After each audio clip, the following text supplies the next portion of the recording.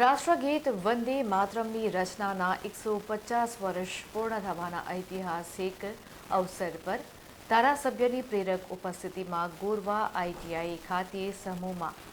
વંદે માતરમનું ગાન કરવામાં આવ્યું હતું। સયાજીગંજ વિધાનસભાના ધારાસભ્ય કેવુરભાઈ રોકડિયાની પ્રત્યક્ષ ઉપસ્થિતિમાં ઔદ્યોગિક તાલીમ કેન્દ્ર ગોરવા ખાતે વંદે માતરમ ગાન કાર્યક્રમ સફળતાપૂર્વક યોજાયો હતો। રાષ્ટ્રગીતના 150 વર્ષની ભવ્ય ઉજવણીના ભાગરૂપે વંદે માતરમ ગાન કાર્યક્રમમાં ધારાસભ્ય કેવુર રોકડિયાએ વિશેષ ઉપસ્થિતિ આપીને વિદ્યાર્થીઓ અને કાર્યકર્તાઓમાં રાષ્ટ્રભાવનાનો સંદેશ ફેલાવ્યો હતો। કાર્યક્રમનું મુખ્ય આકર્ષણ આઈટીઆઈ ગોરવાના વિશાળ પટાંગણમાં મોટી સંખ્યામાં ઉપસ્થિત રહેલા વિદ્યાર્થીઓ અને ભારતીય જનતા પાર્ટીના કાર્યકર્તાઓનું રહ્યું હતું, જેમણે એકસાથે ઊભા રહીને રાષ્ટ્રગીત વંદે માતરમનું ગાન કર્યું હતું અને દેશભક્તિનો માહોલ સર્જ્યો હતો।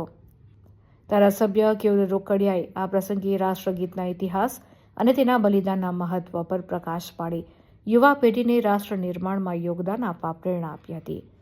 આ ભવ્ય સમૂહગાન કાર્યક્રમ માત્ર એક ઉજવણી ન હતી, પરંતુ આવનાર પેઢીને દેશના મહાન વારસાની સાથે જોડવાનો એક સકારાત્મક પ્રયાસ હોવાનું ધારાસભ્ય કેવુર રોકડિયાએ જણાવ્યું હતું। તેમજ આજના કાર્યક્રમના મુખ્ય અતિથિ માનનીય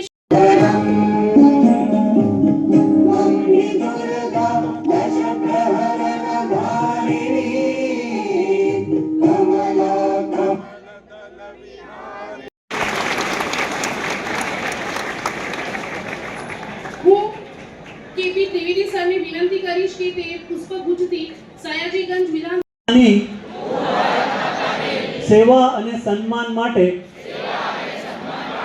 આ સંકલ્પ લઉં છું કે મારા રોજિંદા જીવનમાં વધુમાં વધુ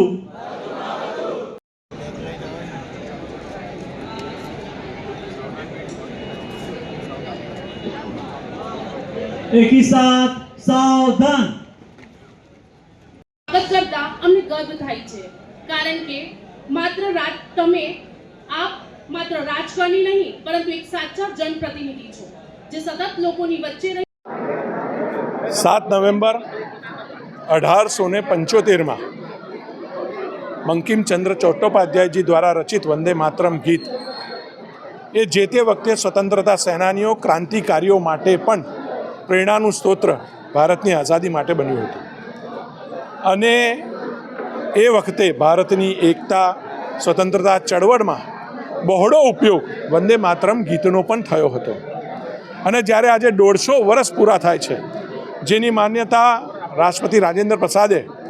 1950માં રાષ્ટ્રગીત તરીકે વંદે માતરમની પ્રથમ 2 પંક્તિઓને ટૂંકને આપી, ત્યારથી લઈને આજ દિન સુધી પણ વંદે માતરમ ગીત એ લોકો માટે પ્રેરણાનું સ્તોત્ર છે। ત્યારે આજે દેશભરની અંદર વંદે માતરમ ગીતના 150મા વર્ષની ઉજવણી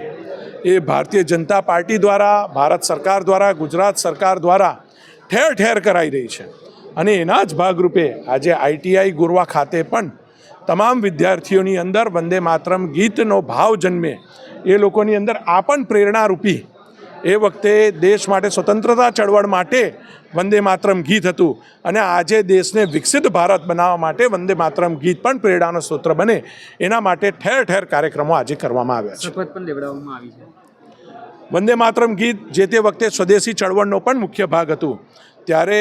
આજે જ્યારે વિકસિત ભારતની કલ્પના એ આત્મનિર્ભર ભારત અને એનો પણ મુખ્ય સૂત્ર સ્વદેશીનો આગ્રહ, એના માટે આજે સ્વદેશી માટે પણ આ તમામ વિદ્યાર્થીઓને આ શપથ લેવડાવવામાં આવી છે। દેશવાસીઓ સ્વદેશી make in India, made in ઇન્ડિયાના ભાવ સાથે આ ભવિષ્યની કોઈ પણ વસ્તુ ખરીદે, ભારતમાં બનતી હોવી જરૂરી છે, ભારતના દેશના નાગરિકોનો પરસેવો પડેલો હોવો જરૂરી છે, ભારતના માટીની સુગંધ જરૂરી છે, આવા વસ્તુઓને જ આપણે ખરીદીએ એવા આગ્રહ સાથે આ તમામ વિદ્યાર્થીઓને આજે સ્વદેશીના પણ શપથ લેવડાવવામાં આવ્યા છે।